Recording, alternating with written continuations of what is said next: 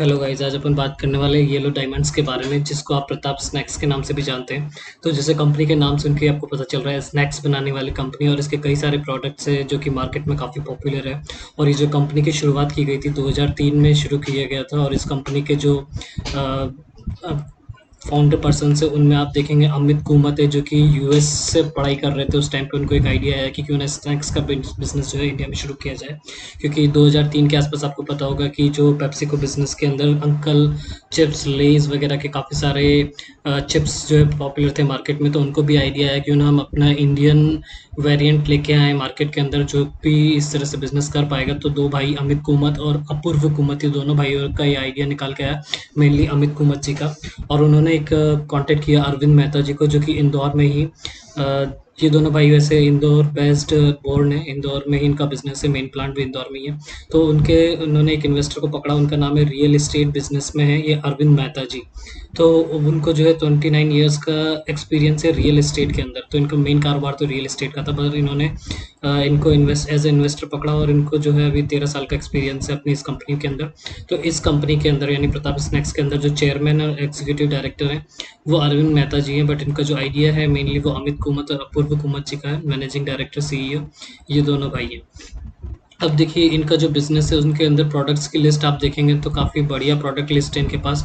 तो ये देखिए डायमंड का येलो चिप्स, और इनकी जो है प्राइसिंग बहुत सस्ती रखी है इन्होंने, 5 रुपए के पैकेट से शुरू किया है, और काफ़ी ज़्यादा क्वांटिटी 5 रुपए में देते हैं। तो छोटे मार्केट यानी छोटी सिटीज़ के अंदर काफ़ी पॉपुलर है, जैसे छोटे मोटे गांव हो गए, छोटे छोटे कस्बे हो गए, वहाँ पे काफ़ी पॉपुलर है। जैसे इंदौर में ये प्लांट है इनका मेन, और उसके अलावा भी इनका जो है कई सारी जगह पे प्लांट्स। अगर मैं आपको प्लांट लोकेशन ही पहले बता दूं तो ये इंदौर में तो इनका मेन प्लांट है ही सर, 2 प्लांट्स हैं इंदौर में जो कि इनके खुद के हैं, और 2 प्लांट्स हैं असम के अंदर, वो भी इनके खुद के हैं।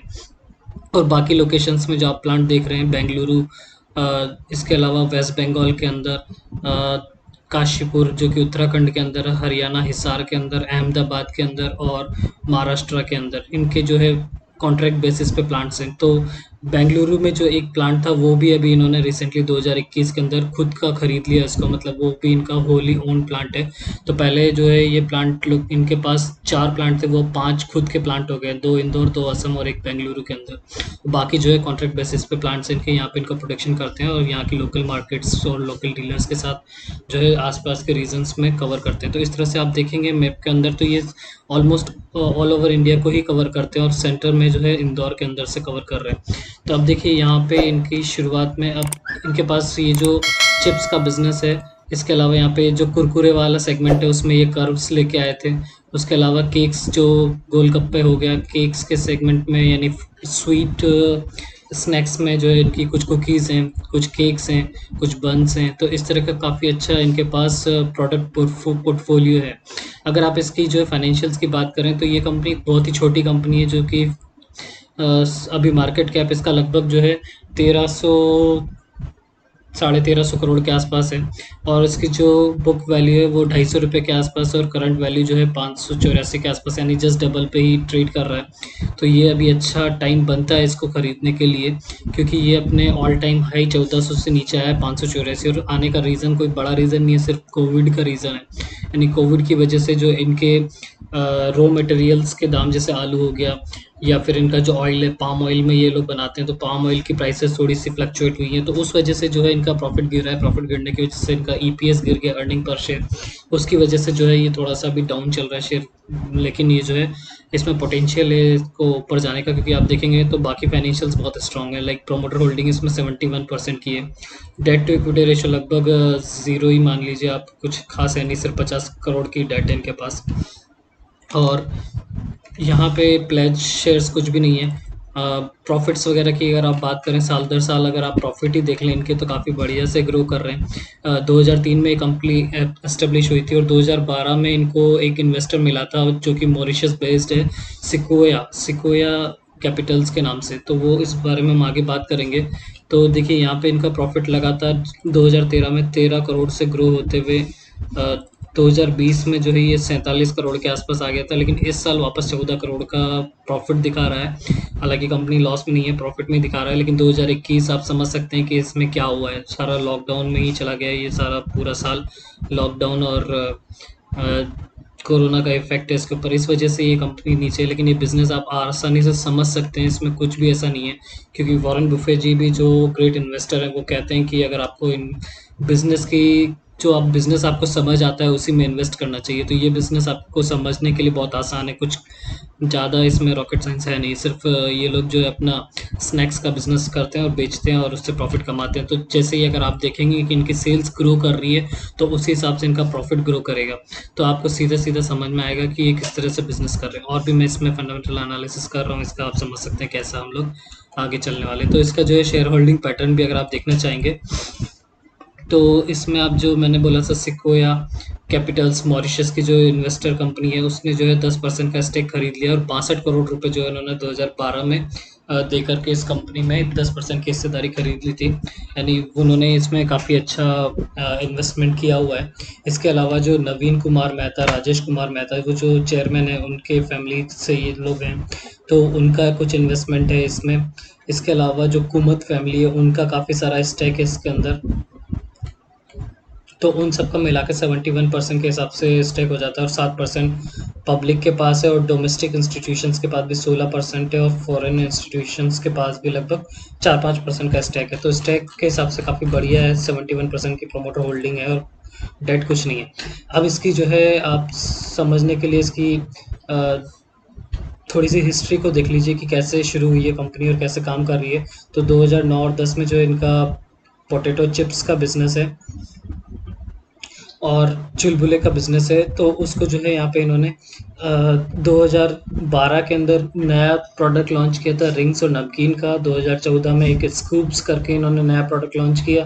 फिर 2015 में जो है इन्होंने यूडल्स क्रीमी स्टिक्स यानी थोड़ा स्वीट स्नैक्स की तरफ ये लोग चले गए। 2017 में जो इन्होंने आईपीओ लेकर आए और 2018 में इन्होंने लॉन्च किया नाचोस, कर्व्स, इस तरह के कुछ प्रोडक्ट्स लॉन्च किए हैं। और अगर आप इसके की माइलस्टोन्स को भी देखेंगे, तो कंपनी की जो शुरुआत हुई थी वो प्रकाश स्नैक्स के थ्रू हुई थी। और उसके बाद 2010 में जो है प्रताप स्नैक्स करके इनकॉर्पोरेट कर दी गई थी और 2011 में जो है यहाँ पे सिकोया ने इनिशियल इन्वेस्टमेंट किया था 620 मिलियन यानी 62 करोड़ रुपए का। और उसके बाद से ये कंपनी अच्छे से ग्रो कर रही है। अब इसका यहाँ पे लोकेशंस अगर मैंने प्लांट में आपको दिखाई थी स्टार्टिंग में भी, आप यहाँ पे भी देख सकते हैं। प्रताप स्नैक्स का जो ये आप देखेंगे 100 एसकेयूज़ है। एसकेयू मतलब स्टॉक कीपिंग यूनिट्स। तो मतलब ये एक बारकोड से बारकोड के थ्रू मेंटेन की जाने वाली स्टॉक्स यूनिट है। मतलब पता करता है कि किस वाली इन्वेंट्री में कितना प्रोडक्ट बचा है और कितना जो है कंज्यूम हो गया है, किस में खपत ज़्यादा है, तो वो वहाँ पर भी उस तरह के प्रोडक्ट्स और भी जा कर के बना के और वहाँ पे रखते हैं। तो इस तरह से इनको फोकस कर पाते हैं अपनी प्रोडक्ट रेंज के ऊपर कि किस तरह की प्रोडक्ट्स ज़्यादा मार्केट में कंज्यूम हो रही है। तो 100 इनके पास एसकेयूज़ हैं। 14 मैन्युफैक्चरिंग फैसिलिटीज़ है, जो मैंने बोला कि इनका इंडिया के अंदर बिजनेस है, इंडिया के बाहर तो है नहीं। तो इंडिया के अंदर ये इस तरह की प्लांट लोकेशन से इस तो ये टोटल मिला के 14 प्लांट्स है, जिनमें से जो है 5 इनके खुद के हैं और बाकी बचे हुए कॉन्ट्रैक्ट बेसिस पे हैं। 11 million packets sold per day. देख लीजिए 11 मिलियन पैकेट्स जो है यानी 1 crore 10 lakh packet daily basis पे ये लोग सेल कर रहे हैं। तो काफ़ी बढ़िया इनका मार्केट रीच है।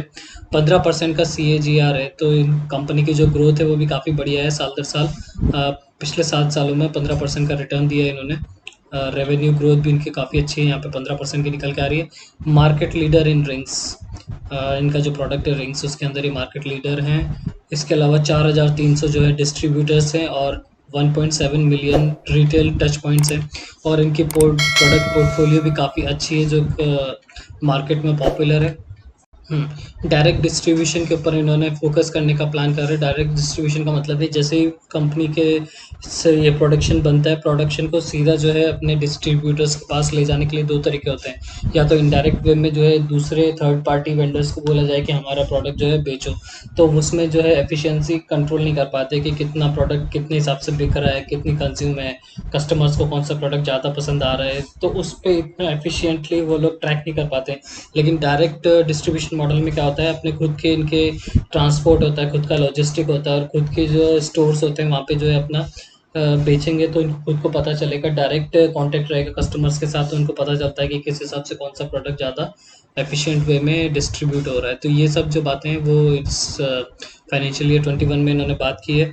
कुछ पॉइंट्स रहे हैं फाइनेंशियल ईयर 21 के जिस वजह से ये थोड़ा सा इफेक्ट रहा है कि एक तो रॉ मटेरियल्स जो हैं, जैसे का चिप्स बनाने का बिजनेस में आलू हो गया, और कुरकुरे वाले बिजनेस में जो कॉर्न हो गया, यानी मक्का का आटा, राइस का आटा, इस तरह की जो रॉ मटेरियल्स उनकी फ्लक्चुएशंस ज़्यादा रही है मार्केट में, क्योंकि लॉकडाउन की वजह से कई सारे जगह पे कई चीज़ों की शॉर्टेज है, कहीं सप्लाई कम हो रही है, तो उसकी डिमांड ज़्यादा होने की वजह से प्राइसिंग बढ़ जाती है। तो कई बार जो है आलू कई महंगे दामों में बिका है, प्याज महंगे दामों में बिका है, और इनका जो पाम ऑयल है जिसमें तलते हैं इन सब चीज़ों को, उसका भी प्राइसेस काफ़ी ज़्यादा फ्लक्चुएट हुआ है। तो उस वजह से एक तो ये परेशानी रही इनको, और दूसरा लॉकडाउन की वजह से जो है इनके प्रोडक्ट्स बिके नहीं है टाइम से, तो इस वजह से जो है इसकी प्राइस अभी नीचे पे मिल रही है। लेकिन बाकी फंडामेंटल्स इसके स्ट्रॉन्ग है कंपनी के। जो अगर यहाँ पे हमने बात कर ही ली थी प्रॉफिट्स के बेसिस पे, अगर आप इसको जो है बैलेंस शीट के ऊपर भी देखना चाह रहे हैं तो 12 करोड़ की जो है शेयर कैपिटल है इनके पास, और रिजर्व्स भी जो है कंपनी के लगातार ग्रो कर रहे हैं। यहाँ पे आप देख सकते हैं रिजर्व्स जो कि इस साल 611 करोड़ के हैं।